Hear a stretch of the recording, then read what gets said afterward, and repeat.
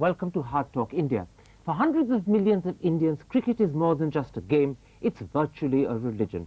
Which is why, when the fortunes of the Indian cricket team collapse or the board seems locked in controversy, it feels like betrayal. And that, in a sense, is the challenge my guest faces today. As chairman of the board for cricket, he has to handle this situation. But the critical question is he the man for the job? That's the first issue I shall raise today with the chairman of the board of cricket in India, Ranbir Singh Mahendra. Mr. Mahendra, as I said, you've become chairman of the board at a time when the fortunes of the Indian cricket team are in decline, and when your own board seems to be locked in politics and controversy. Are you the man for this challenge? Yeah, definitely. I have been associated with this board for the last 30 years. And during this period, I have been handling the board in various capacities, such as Joint Secretary, then Secretary, and then Vice President of the BCCI. I intend to agree over this, that now we are facing challenge as far as the performance of the team is concerned, and secondly, the board politics. Let's come to the challenges in a moment's time. Let's talk a little about yourself first. Your critics say that you're only a front for Jagmohan Dalmi, your predecessor. The Indian Express calls you India's best-known rubber stamp. Well, this is only to say that this man has defeated Mr. Sarad Pawar. This is what they say, and Mr. Dalmi has picked up because he is the only person in whom he has some faith. But if you ask me frankly, I am a man who is associated with this board, as I have already told you, and I am not for confrontation, I am for cooperation from all the members. Quite right. But one of the reasons why they say that you are Jagmohan Dalmia's front is when you set up a panel to choose the new cricket coach, the only past president on that panel was Jagmohan Dalmia. People said you would probably want to prove that you're not his man by keeping him out, but you had him in there. No, there were so many factors in my mind when I was constituting that committee. And the only thing which I have considered was that this was a appointment of the coach, and for that purpose I had taken Mr. Sunil Gavaskar, Mr. Venkat Raghavan, and Mr. Ravi Shastri. All of whom are qualified. But why Jagmohan Dalmia? As far as Mr. Jagmohan Dalmia is concerned, I had taken Mr. Jagmohan Dalmia, being a past president of the BCCI, and Mr. S.K. Nair, who was the secretary at that time, and he was continuing in the job. But you could have chosen Mr. Mutaya, you could have chosen Mr. Dungarpur. No. You chose none of them. Why Dalmia? For that purpose, many past presidents are there who are alive. In that case, it would not have been a committee, it would have been a full house. Therefore, the only thing which I did was that the only immediate past president and secretary of the BCCI, who was continuing at that time also. This was the criteria. Let's turn to the comments your own players are making about you. In 1992, Saurabh Ganguly said, "He is probably the worst guy I have seen in my life." And then he added, "He's a shame on Indian cricket." Today, Ganguly is your captain. Do you think he has confidence in you as chairman of the board? Well, the moment I was elected as president of the BCCI, I happened to meet Mr. Ganguly, and I asked him. He said, "No, sir." In fact, he was carrying your letter saying that he has not mentioned my name. Except can I interrupt? Just to clarify, yeah. The letter that he was carrying from me was to clarify that he didn't make these comments on any program that we recorded for the BBC.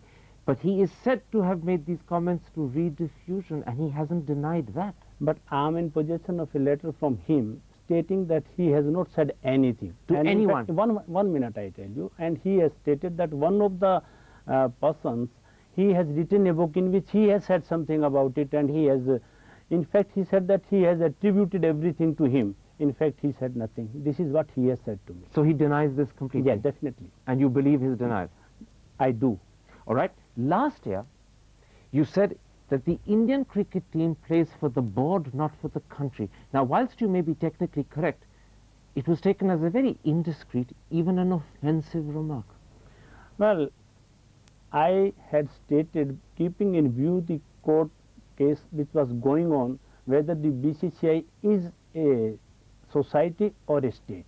At that time I said that definitely we select our team, and it is called BCCI team as far as we are concerned. We are not state. But this is also a fact that those who are playing for BCCI, they are playing for the nation. Absolutely, because when you made your comment, Kapil Dev the captain of the 1983 World Cup winning team, said that this was insulting. He said it was utterly and totally untrue. Well, as far as Mr. Kapil Dev is concerned, he is not separate from other players also. So you're disregarding his comment? No, no, I am not disregarding his comment. I say that he is, like others, has played for the country. But do you accept that your comment about the team playing for the board rather than the country has upset people? No, this was not a question of upsetting anybody. It wasn't your intention, I agree, but it has.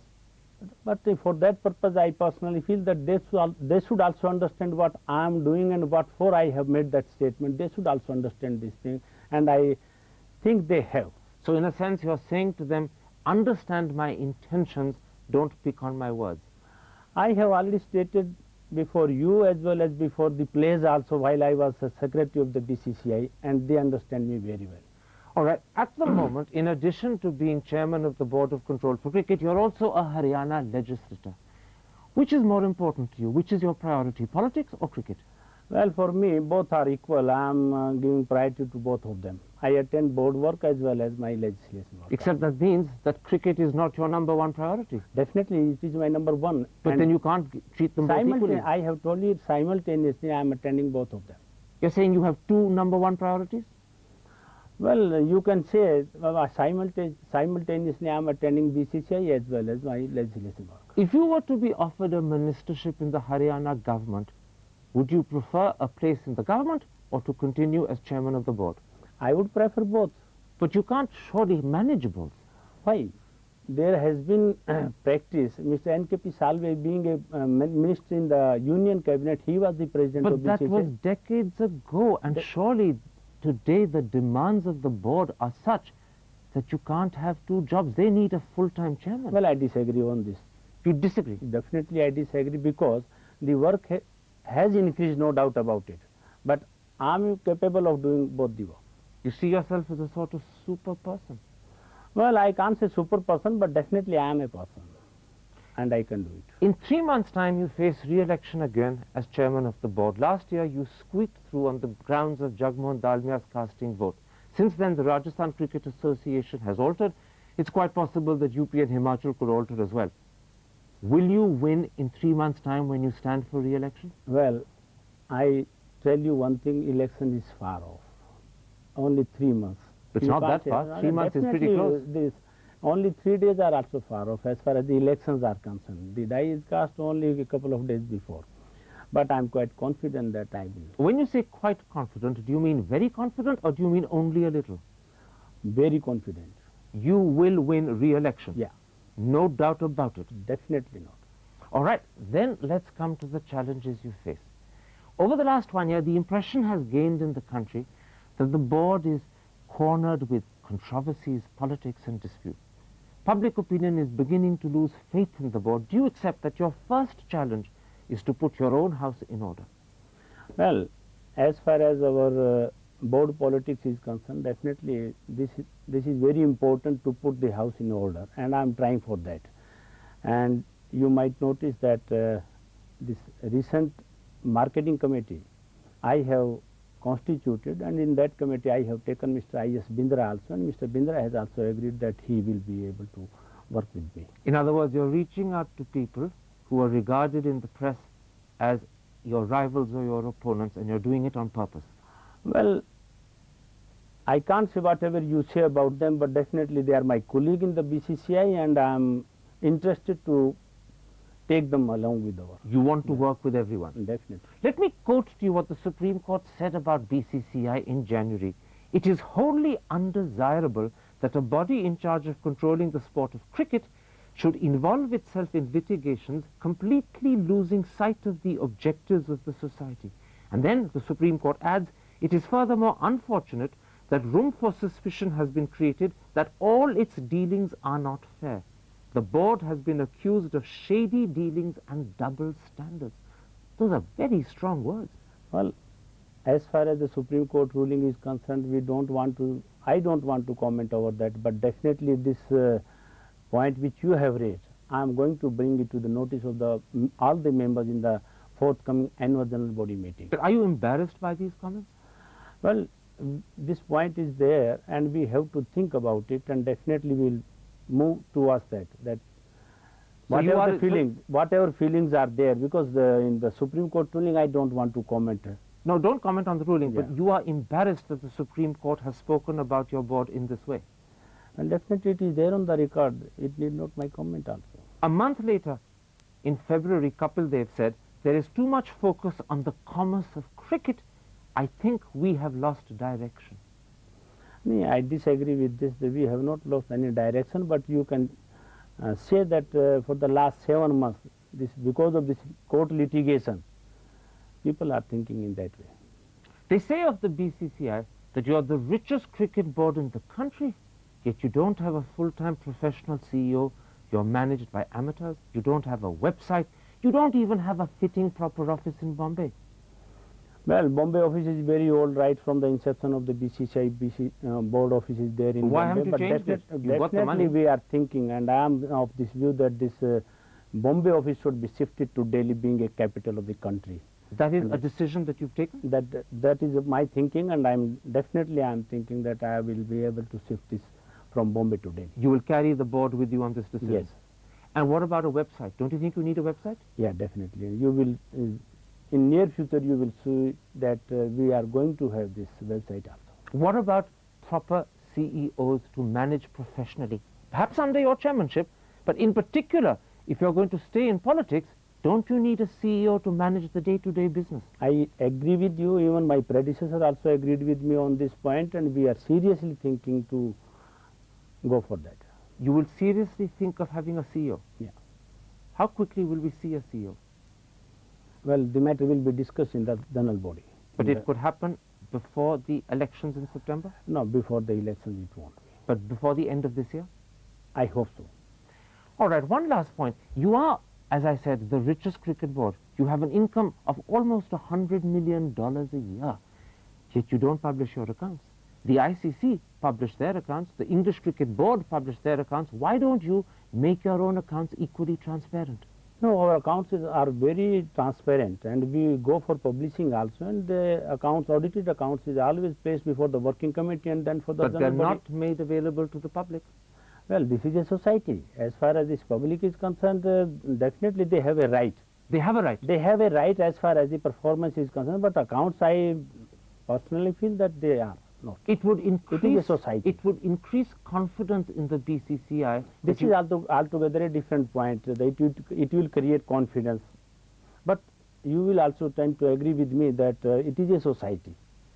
But societies, when they're faced with crises, can take dramatic decisions to resurrect themselves. I'm saying to you, at this moment, this would help your image. I agree with you. This will. So are you thinking of this? This is a point where you have raised, and this point has also been raised by many others. We are seriously thinking about that also. You're seriously thinking Yeah, about definitely. this also? Yeah. All right, let's come to your second challenge. It's the performance of the Indian cricket team. After making it to the World Cup finals, after beating Australia in Australia and Pakistan in Pakistan, the team seems to have collapsed.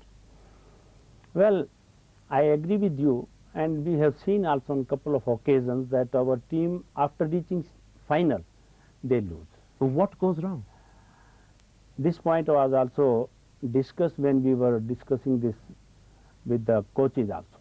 And we have made it very clear to Mr. Greg Chappell also that this is the point where we feel that we should go in details why the boys after reaching final are losing. You think that there's a problem in their attitude or a problem in their game? It might be. In the attitude. Might be in the attitude, might be in the approach also. And this is the first task you've given Greg Chappell as the new coach. I have. You've actually specifically said this to him. Specifically, we have made it very clear that this team is a composition of the team is such that we can win the World Cup. But as far as we are concerned, we have failed to understand after going to final they are not doing well. So Greg Chappell also understands this, and he has also said that he will be able to do it.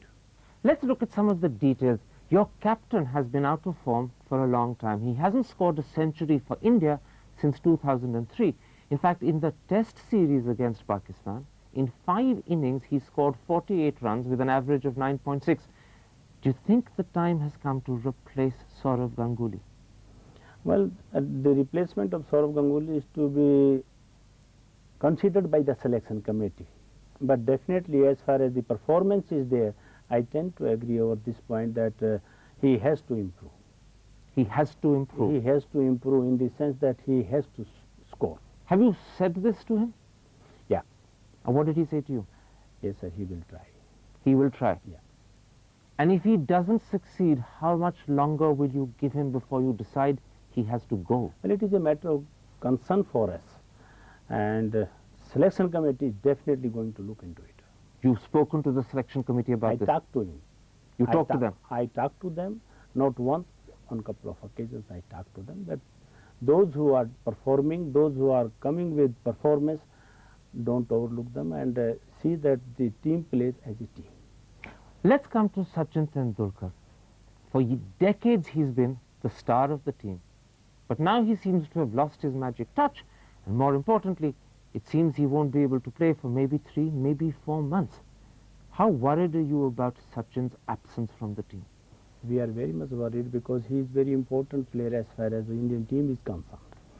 And before this, before he comes in the action, I think we will have to try hard.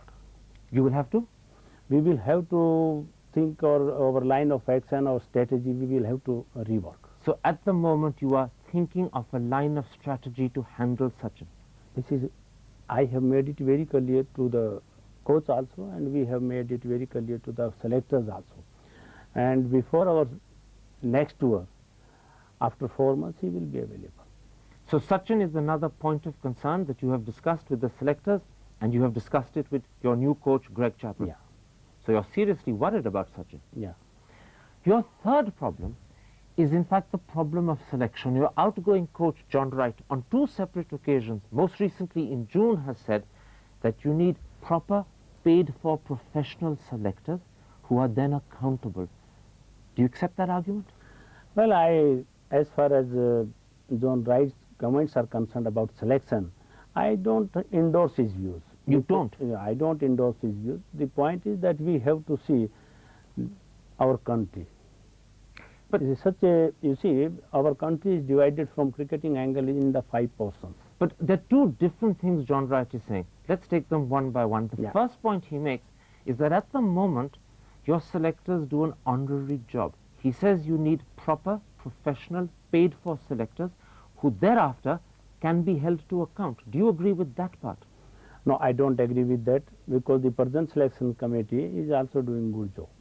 And our old system, to have the zone from the each zone, they are delivering results also, and this is a matter of time. Can I interrupt and quote to you from Gautam Das Gupta, the joint secretary of your board? Yeah. He agrees with John Wright. He says at the moment they, meaning the selectors, are not accountable to the board because they are not paid.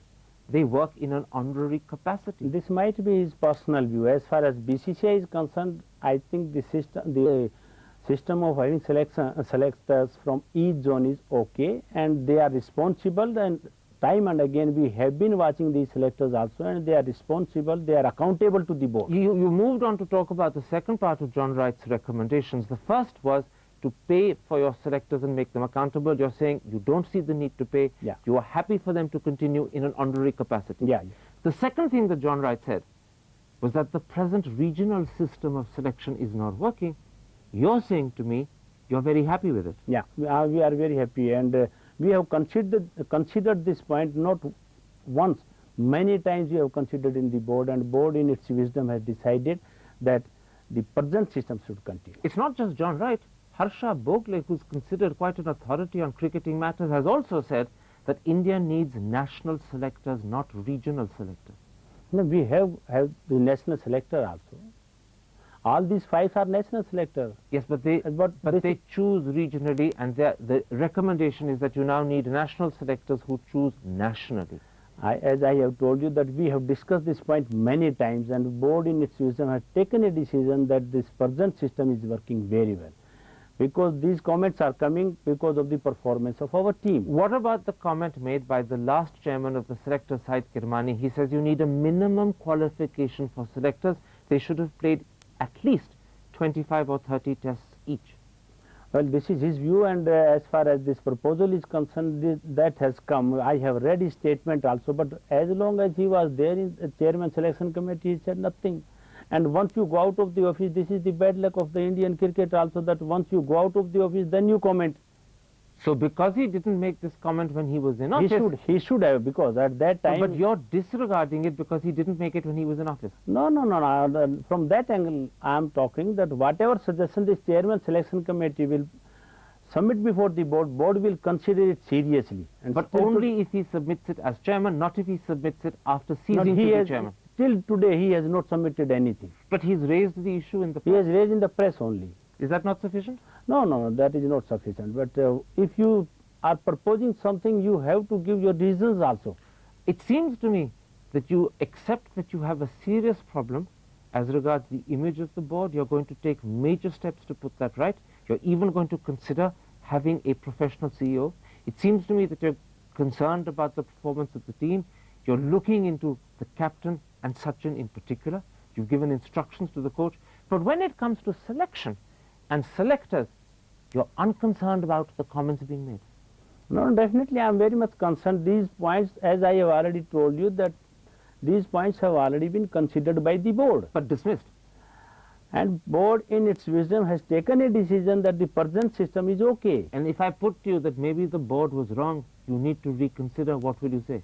Well, as far as that point is concerned, definitely everything is for consideration. We can reconsider it. But this is not an immediate issue for you. And definitely, we will reconsider it, because I am saying one thing, that John Wright has not even spoken to me as far as the system is concerned. So you wish John Wright had said these things He should have, you see, he should have. But except that he didn't have his last meeting with you, we had it with Dalmia. No, he met me in Chandigarh. I met him, I talked to him. And he didn't say any of this? He has not said about it. But if he had said it, you would have acted. Definitely, I would have put up before the BCCI that this is a point which is coming up time and again, we should reconsider it. So in a sense, John Wright should have spoken to you rather than to the press. He should have at least told me before he went to the press. Mr. Mahendra, a pleasure having you on Hardtalk India.